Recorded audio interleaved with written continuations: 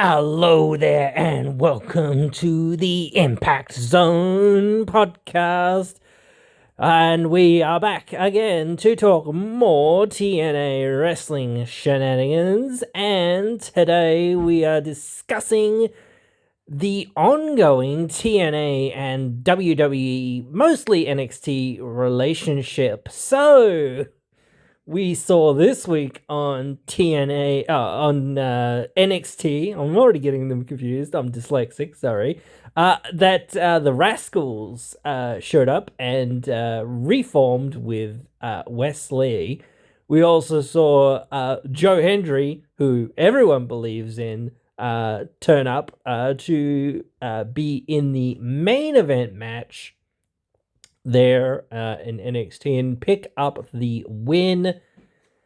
It is one of those things that is slowly rolling along and slowly building more momentum. There is reports and hearsay about the working relationship between TNA and WWE continuing into Slammiversary. I think that's pretty clear. Charlie Dempsey appeared was last week, I believe, there in TNA to attack both Leon Slater and Trey Miguel that were having a match at the time, which was the opening match of the show, which was quite the good match there going on, and I was pretty interested to see who was going to win that, but it was ruled, I think it was ruled no contest, or doesn't really matter, I guess, but still, that basically, well, it didn't ruin the match, but it's sort of ruined that match, but it certainly sets up more things down the road and whatnot, and yeah, we're seeing the Rascals being featured or going to be featured next week on NXT in a 6-man tag. So that's quite exciting. This will help obviously build towards Slammiversary and whatnot as well. On that end, they've got a, with this working relationship, I think that, we've seen a few TNA stars now in WWE. So now the question starts becoming, well, how many more, sort of NXT WWE stars are we going to see? Are we going to see any main roster tie-ins, crossovers, whatnot? Mainly, we've only seen that so far happen at the Royal Rumble. Perhaps it could happen again this year. We'll have to wait and see. That is quite a long way away, though. Or actually, effectively, it's basically next year anyway, but still, that's within, 6 months' time or so, thereabouts, 6 to 8 months, whatever it is. So there is still potential for that. I don't know how long this relationship will go on. Will it be, semi-permanent? I think that it has, elicited a lot of things that they would have wanted from this relationship. It has been quite good.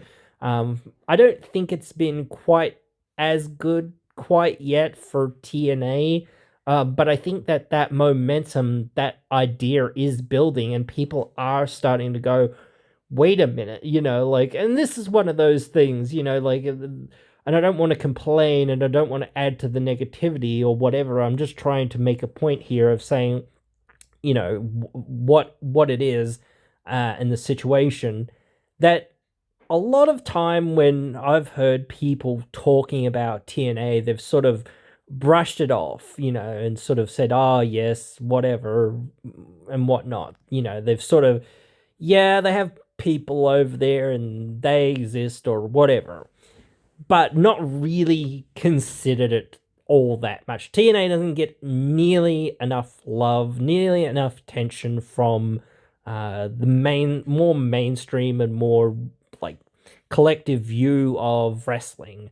I think it's slowly kind of getting that a little bit more and more now, and I think they definitely do deserve that in some regards. But again, it's just been one of those things for a long time that there's been a lot of great talent there that have been doing some really great work, but yet it's still been overlooked. And even throughout whatever they've tried to do, and they've been on a good track for like 6 years, but they've been on the very consistently mediocre track because not many people have sort of paid that much attention, like in the wider scheme of things. I think TNA fans have sort of benefited from it, and there have been a few people that have trickled in over the last few years since that they have sort of got back on track and have been doing things a lot better and have been doing a lot better in terms of a lot of things. So, and that's sort of gained a lot of positive momentum, which is good.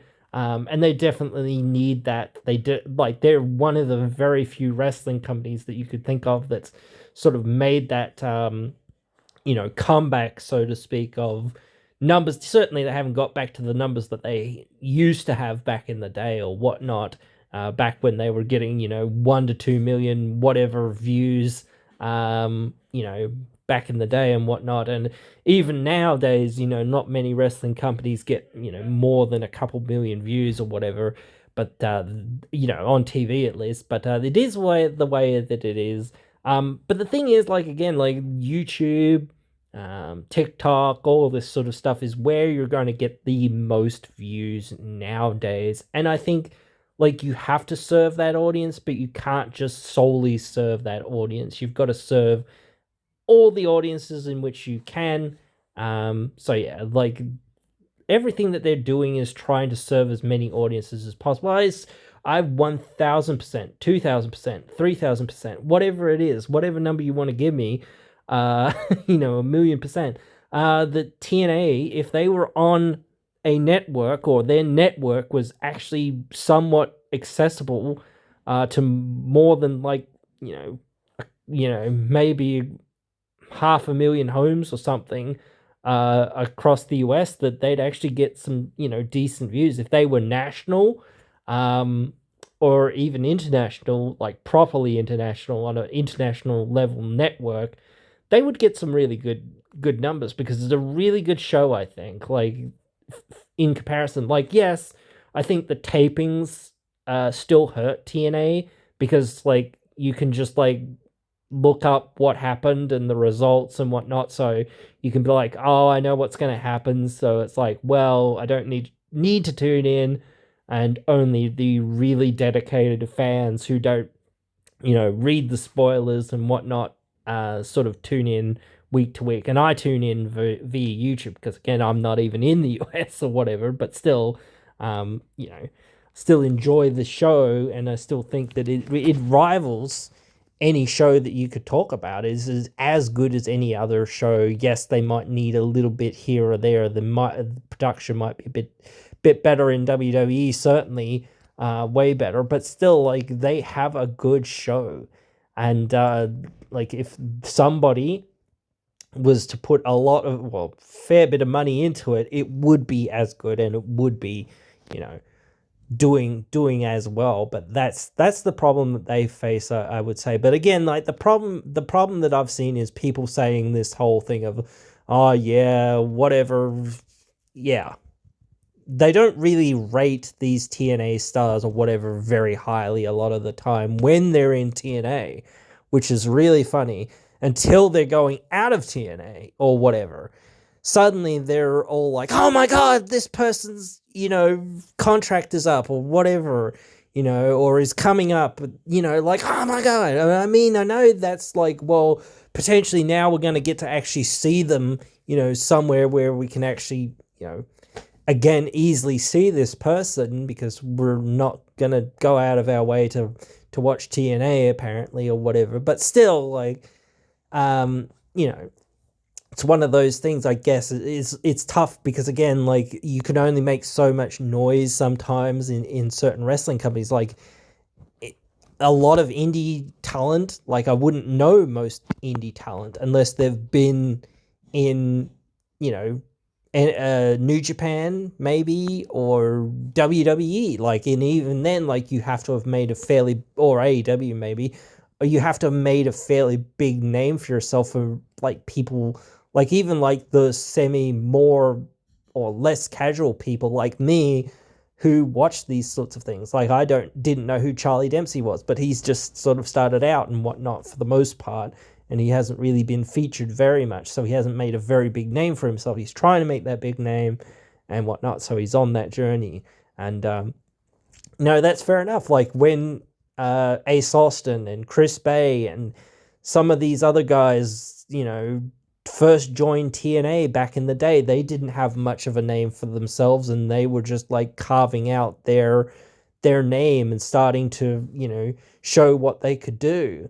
But when you're invested in a locker room, it's much easier to get to know some of these kids again because you can watch them for years and years and years and whatever else, do what they're doing and ply their trade out there and getting better and getting more notoriety and whatnot. Same with like anyone, Joe Hendry, like we've seen him there for years at this point, on and off and whatnot.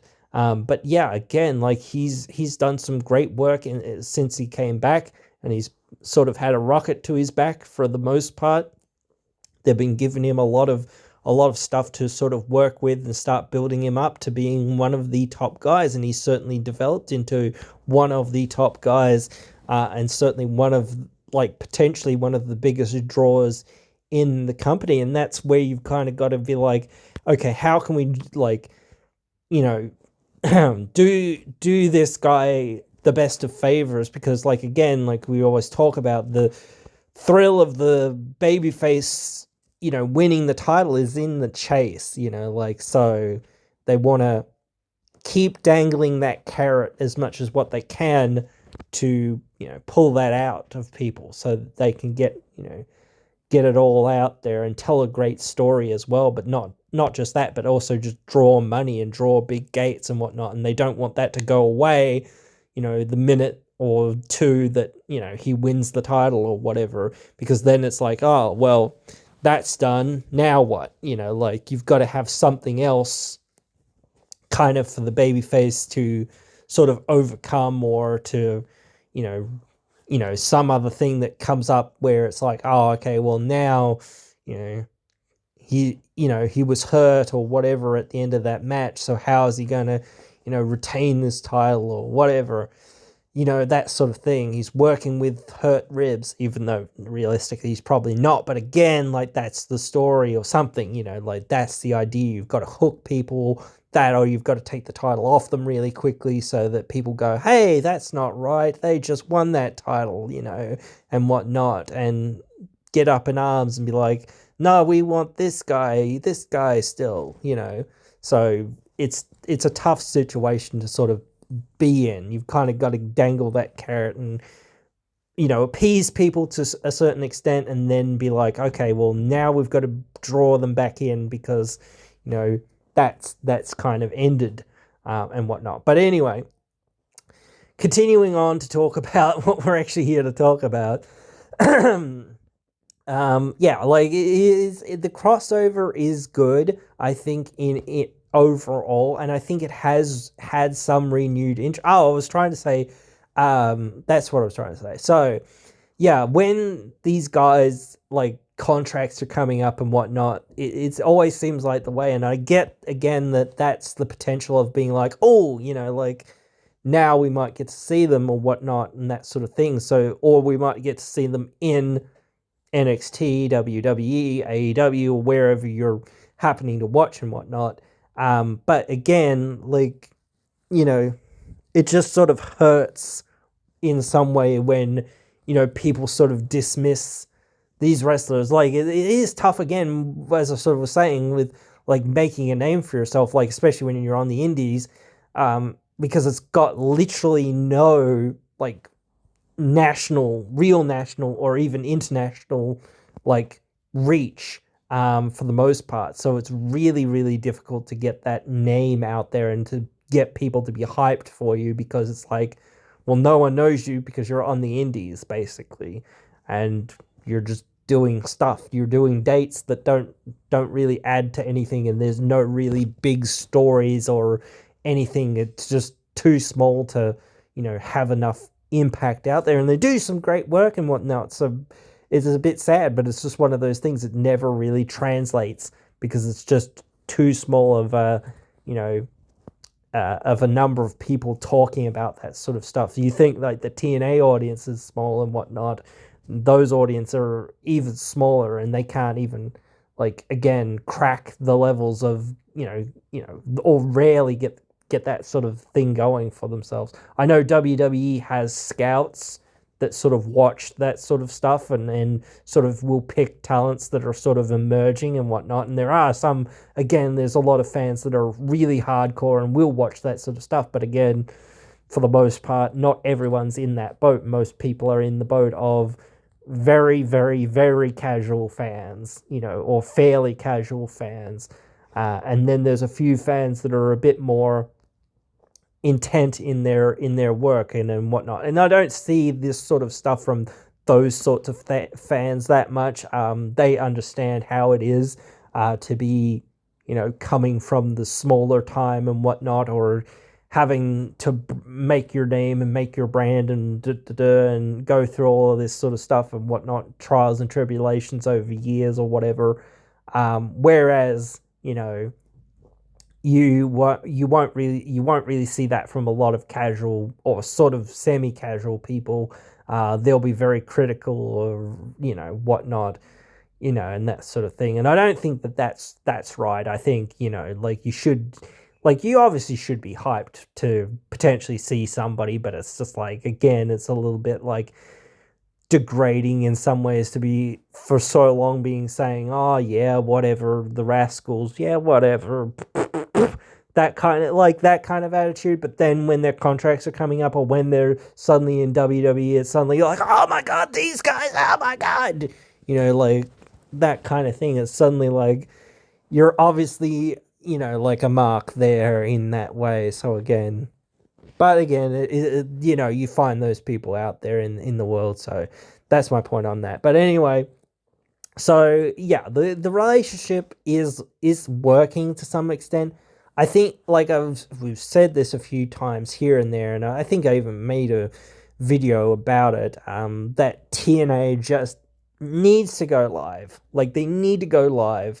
It's going to be quite tough to do it again, but still, it's just the thing that they need to do. And I don't care if they have one set arena or whatever it is, whatever, one place that they broadcast live from in one place or whatever, or they tour around. It doesn't matter to me. I think eventually if they're going to start doing live TV, that they need to start touring. You can't stay in the same place forever.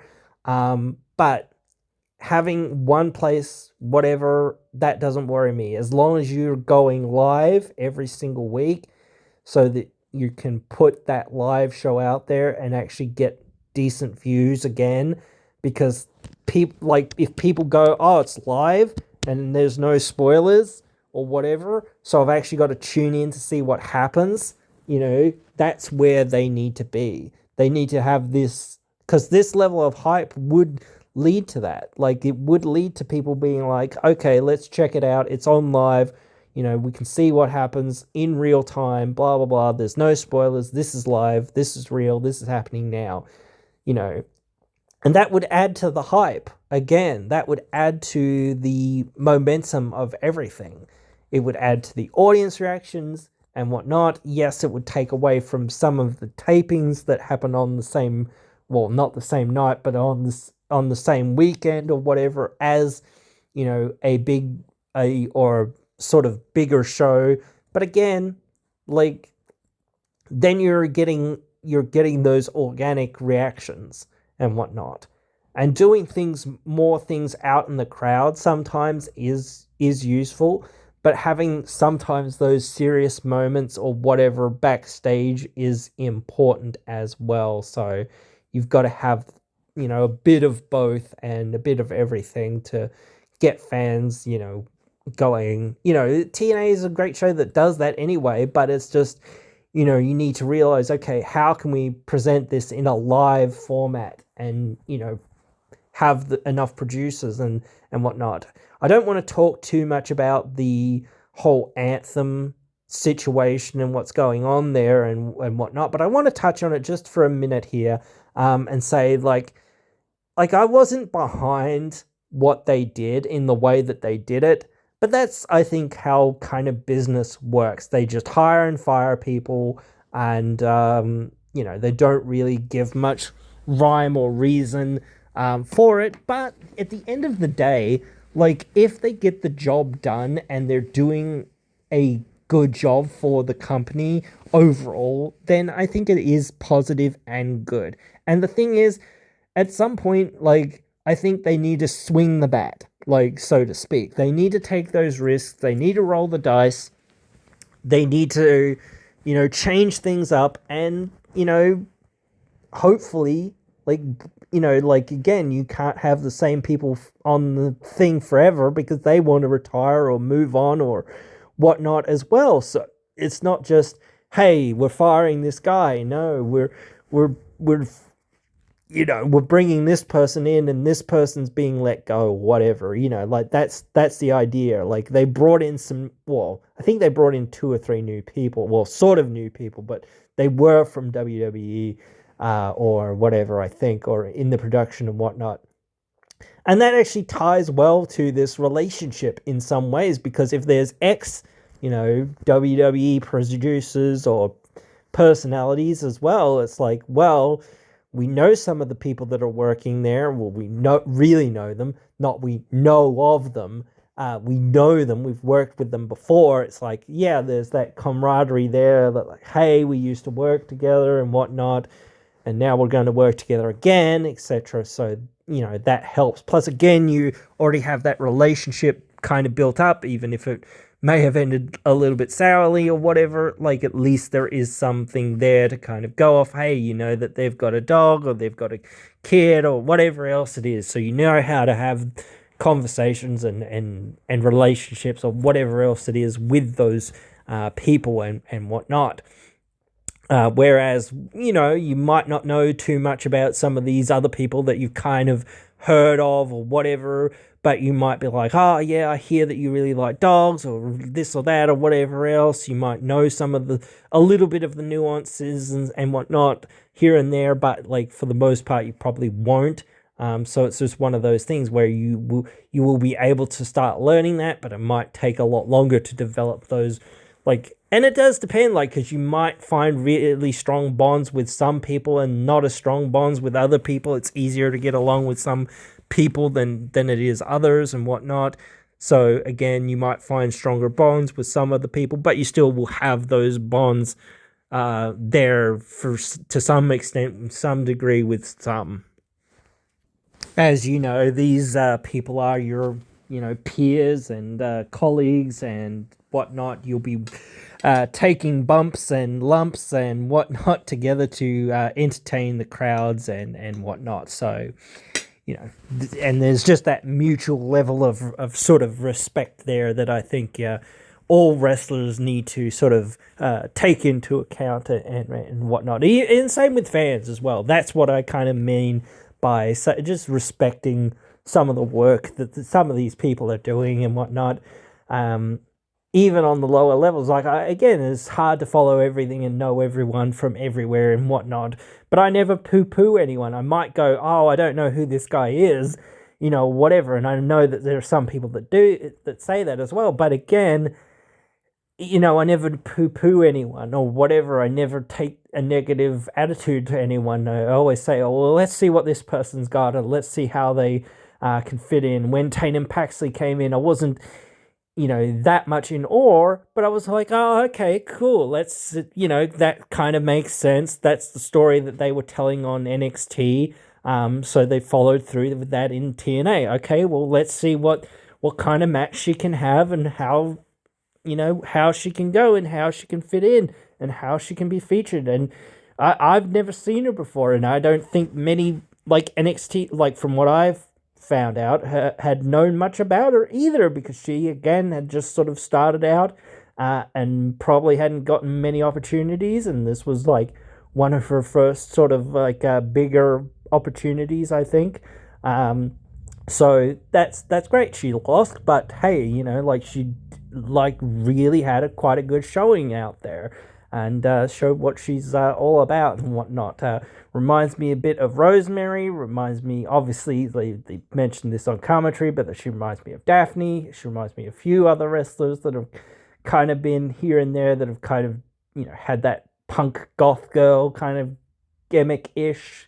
So yeah, but still, I think it's a positive relationship again, because again you see these guys, Hendry, Dempsey, Jordan Grace, all of these guys sort of crossing over and doing some more great work and sort of exposing more of the wrestling audience. Because again, like I said, I had no clue who Charlie Dempsey was. I had not really any clue who Tatum Paxley was.